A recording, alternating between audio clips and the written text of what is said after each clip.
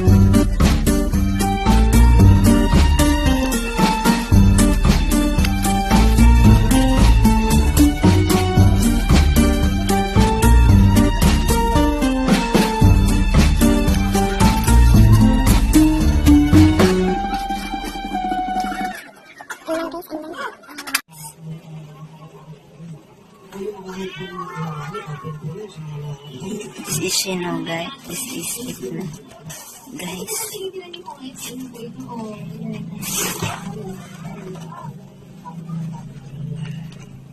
If you want to store it, then unfold it, guys.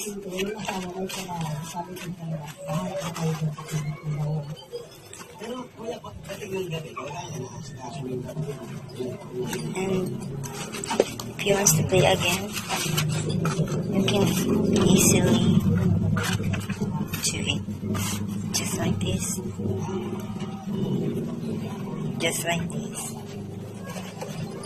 and make a bed. I add some handkerchief.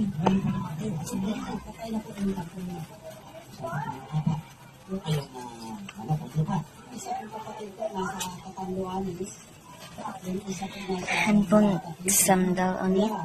And guys, I'm done. Thanks for watching.